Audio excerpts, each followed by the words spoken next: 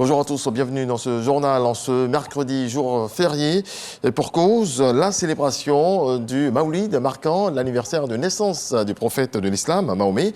Dans la nuit d'hier aujourd'hui, les fidèles musulmans ont pris d'assaut les mosquées pour écouter des sermons sur la vie et l'œuvre du prophète, son message d'amour, de paix et de tolérance. Et justement, en lien avec ce jour férié, je vous donne lecture de ce communiqué. Le ministre de l'Équipement et de l'Entretien routier informe l'ensemble des usagers de la route qu'il sera procédé à la fermeture à la circulation du pont Alassane Ouattara. Ce jour férié du mercredi 27 septembre 2023 de 6h à 23h afin de permettre aux populations de le visiter en toute sécurité. Le ministère de l'Équipement et de l'Entretien routier invite les usagers de la route au respect du plan de circulation mis en place. On reste sur les routes avec le transport intelligent. Le système développé par la Côte d'Ivoire inspire le Maroc. La vidéo-verbalisation, la digitalisation du traitement des données et autres sujets que les Ivoiriens abordent à la 2e édition du prix Kofi Annan pour la sécurité routière. Dangui est au Maroc. Son reportage. Sur le front de la sécurité routière en Afrique, les chiffres parlent et font froid dans le dos. Le continent perd 300 000 personnes par an dans les accidents de la circulation et revendique ainsi le taux de mortalité routière le plus élevé au monde, soit 26,6 décès pour 100 000 habitants, avec un coût financier estimé à environ 2% du produit intérieur brut PIB. C'est pour encourager les gouvernements, le secteur privé et la société civile à organiser la riposte en prenant des mesures et des initiatives efficaces pour lutter contre les accidents de la circulation que la Commission économique des Nations Unies pour l'Afrique a institué le prix Kofi Annan pour la sécurité routière. Surtout que les armes pour lutter contre la mortalité routière ne manquent pas. Parmi les remèdes dont nous parlons, il y a effectivement l'intelligence artificielle. Il y a un certain nombre d'aides à la conduite qui sont aujourd'hui obligatoires dans beaucoup de pays, notamment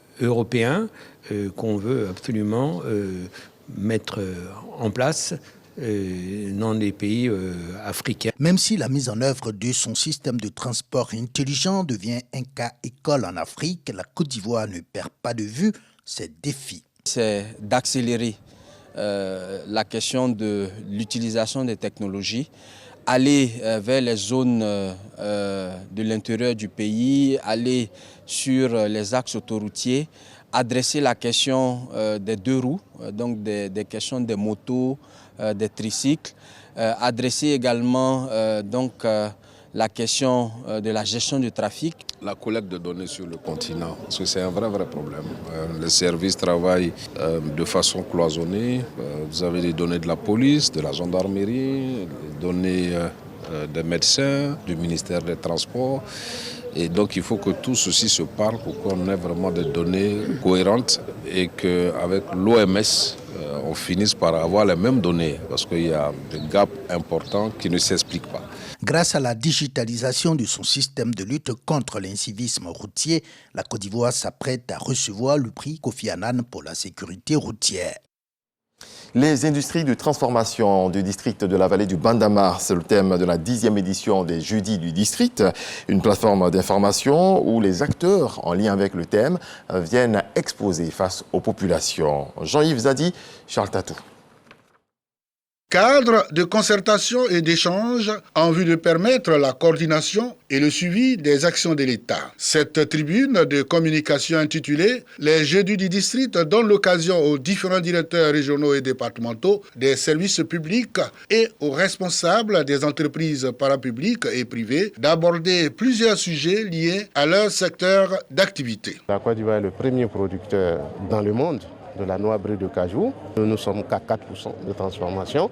C'est encore en deçà et l'objectif reste vraiment de monter cette transformation-là. La baisse drastique du taux d'activité. Il ne nous permet plus d'être compétitifs, d'être rentables. Et puis l'obsolescence de nos machines, où il n'y a pas eu d'investissement nouveau depuis pratiquement plus de 20 ans. Cette 10e édition des Jeudis du District dédiée aux industries de la transformation est une initiative du ministre-gouverneur de la vallée du Bandama. En organisant ces rencontres, nous souhaitons avoir des partenaires au développement qui nous accompagnent. L'État, qui à partir de tous les nouveaux développements, va créer des impôts et des taxes qui lui permettront de disposer de plus de ressources pour s'occuper de la population et de notre pays.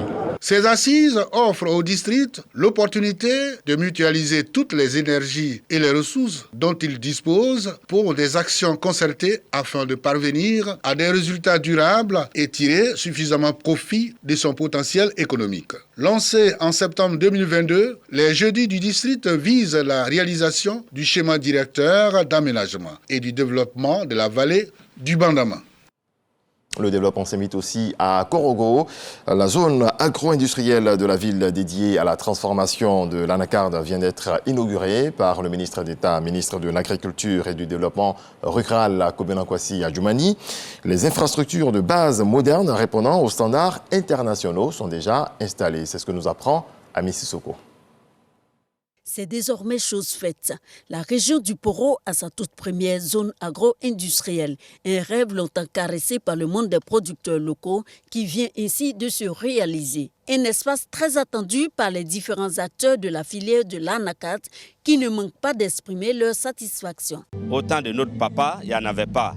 Mais aujourd'hui, on voit que les choses qui viennent comme ça nous aide à pouvoir faire partir les enfants à l'école. Ça nous donne trop d'avantages. Si on traite l'anacarde ici chez nous, on va gagner de l'argent, on va trouver des emplois pour pouvoir travailler dans l'usine. Située à Klokaka, dans le chef-lieu de région, Korogo, cette nouvelle infrastructure industrielle dotée d'installations modernes de dernière génération est bâtie sur un espace de 28,7 hectares, soit l'équivalent de 28 stades de football. Elle est composée d'entrepôts de stockage, de stations d'épuration des eaux usées et des aires de stationnement d'une capacité de 80 camions. Coût du projet, 7 500 millions de francs CFA. Un cofinancement du Conseil Coton Anacarde et de la Banque mondiale dans le cadre du projet de promotion de la compétitivité de la chaîne des valeurs de l'anacarde. Ce projet est financé sur le guichet Beurre Enclave et vise à renforcer les actions du Conseil de coton d'anacarde, la réalisation des objectifs de développement de la filière anacarde sur la période 2018-2023, à savoir améliorer la productivité, la qualité des noix brutes, accroître le volume de noix transformées localement. Deuxième produit d'exportation agricole de la Côte d'Ivoire après le cacao, avec 1 200 000 tonnes, le défi de la transformation de l'anacarde continue de se poser. La Côte d'Ivoire est aujourd'hui un pays de référence dans l'industrie du cajou, se hissant successivement au rang de premier pays producteur et exportateur de noix brutes et troisième pays transformateur. Depuis peu, notre pays est devenu le deuxième exportateur d'amandes dans le monde, après le Vietnam et devant l'Inde et le Brésil. En plus de recevoir déjà ses premiers investisseurs, la zone agro-industrielle de Korogo va générer 8 000 emplois directs.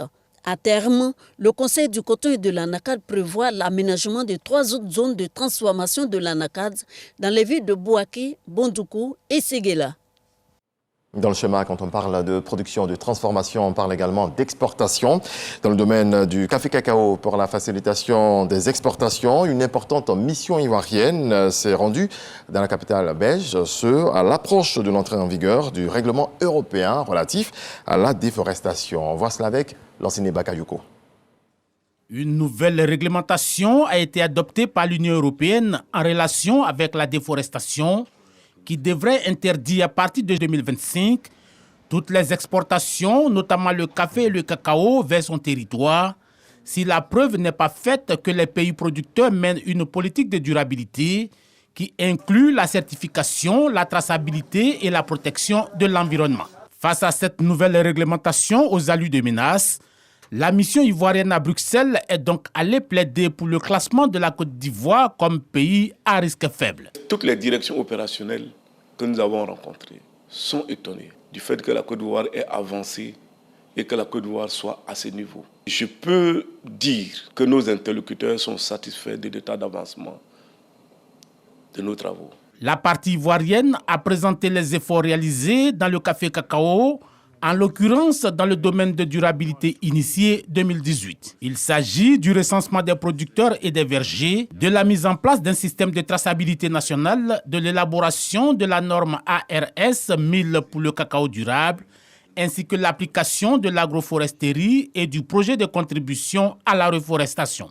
La base pour nous, c'est la géolocalisation des espaces sur lesquels nos planteurs font le cacao.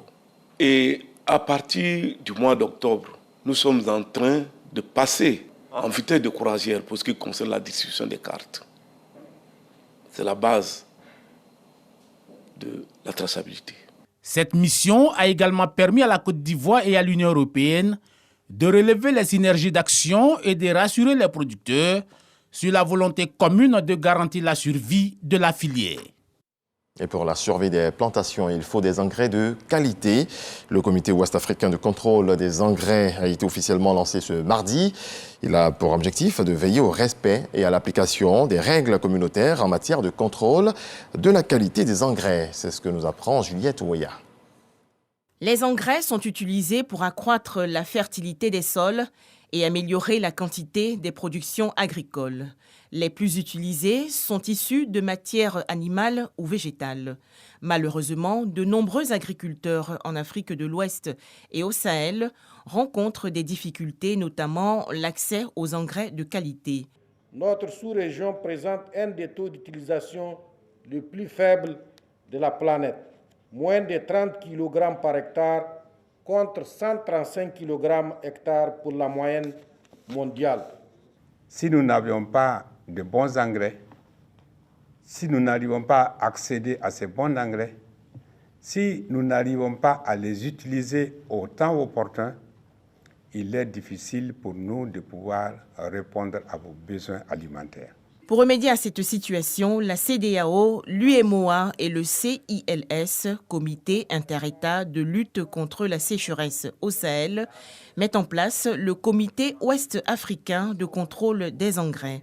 Cette structure, coprésidée par la Côte d'Ivoire et le Nigeria, veille au respect, à l'application des règles et normes communautaires en matière de contrôle de la qualité des engrais. La rencontre de ce jour représente une très grande avancée dans la marche vers les objectifs de développement durable, d'éradication de la pauvreté et de lutte contre la faim à travers une augmentation quantitative et qualitative de l'utilisation des engrais, aussi bien minéraux qu'organiques.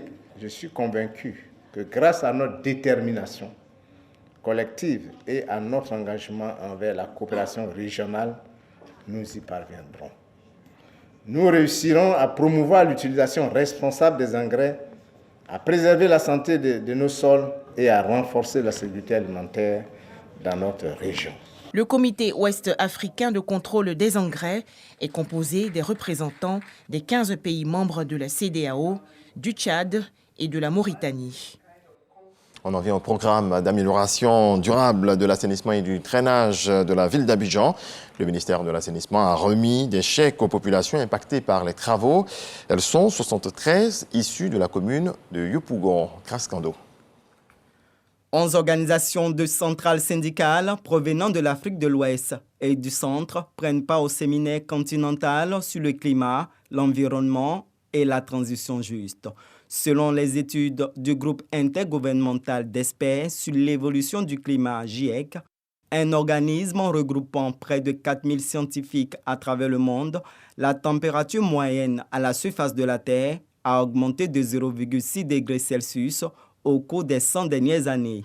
Les réflexions portent sur la transition juste et l'avenir du travail, le rôle du dialogue social. Ce séminaire se veut être un cadre de renforcement des capacités de nos partenaires syndicaux pour les outiller afin de mieux intervenir ou de mieux agir lorsqu'il s'agit du changement climatique. Les résultats contribueront à relever les défis du changement climatique et du déficit du travail décent. Puisque le changement climatique, il est aussi porteur d'opportunités pour les travailleurs à travers l'industrie du recyclage, l'industrie de l'énergie alternative, l'industrie aussi qui va permettre d'économiser des énergies. Et donc là, il y a des nouveaux secteurs, des opportunités d'emploi et d'emploi vert.